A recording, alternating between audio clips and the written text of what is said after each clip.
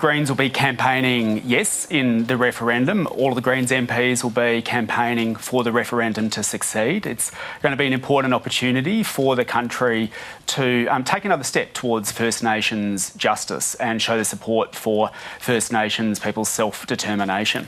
We look forward now to campaigning, to supporting the legislation through Parliament, subject to seeing the final legislation, but we'll be voting for it. This is a significant opportunity for this country. We're going to be part of the Yes campaign, and we hope the referendum succeeds. Well, you're now one less of a party.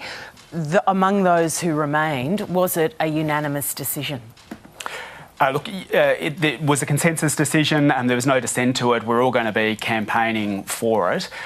We've had months of discussions with the government now about issues that have been of concern to the Greens. We wanted to make sure that the Uluru Statement from the Heart was implemented in full. The Greens were the first party to back the Statement from the Heart, and of course that's truth, treaty and voice.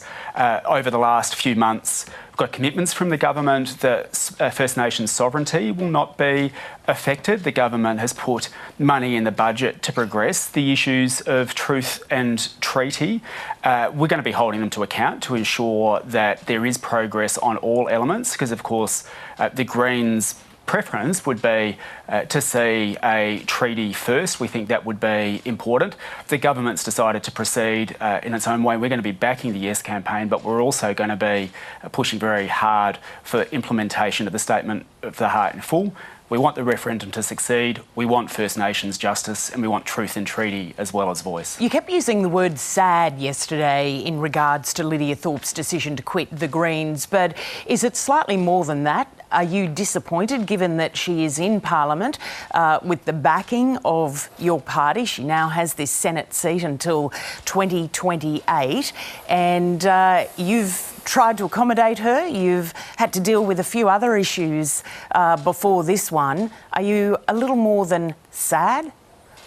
Look, I am sad. I think that's the overwhelming mood amongst my colleagues as well, and I'm sure that even in Victoria there will be a lot of supporters and voters and Greens members who will also be feeling that sadness that. Well, are they going to leave the party Thorpe now? Has now gone over to the crossbench. Are you anticipating that you will lose some of those supporters who'll follow Lydia Thorpe with her black sovereignty movement?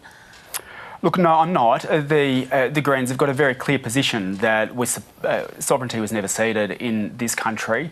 We're going to continue to pursue treaty and truth-telling in this country. That's our policy that we took to the election, and that's what we're going to continue to campaign for, including during the term of this Parliament. And I think our supporters know that we haven't changed our position on that, and that we're still going to continue to fight hard for those things. I mean, Senator Thorpe has made her decision, and I'll leave her to speak for herself from here on in. But I think there are, the overwhelming feeling within the Greens is sadness.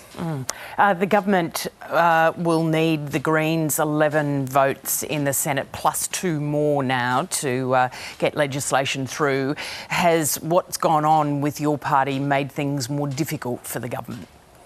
Well, I say two things. One is for the Greens, the Greens are still centrally in balance of power in the Senate. Anything that's opposed by the Liberals will need the Greens' support if the government wants to get it through. Of course, the government may, in some instances, now have to get additional votes, but they have to do that at the moment already.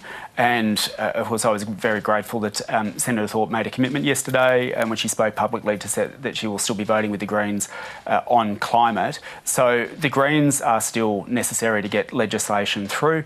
There will need to be others, but that's the case at the moment. Just reflecting on what you're seeing coming out of Turkey, those scenes of devastation, would it be your expectation that Australia and the Australian government would offer some help in some way? Look, I expect that the Australian government will be, and of course we would support any moves from the government to offer whatever support would be needed. I mean, it's just devastating, and from many people who are already doing it tough and who have been through a lot to now have to go through this, it must be extraordinarily hard, and it's really gratifying to see the reports of international assistance coming in and whatever assistance the federal government wants to offer the Greens would support that.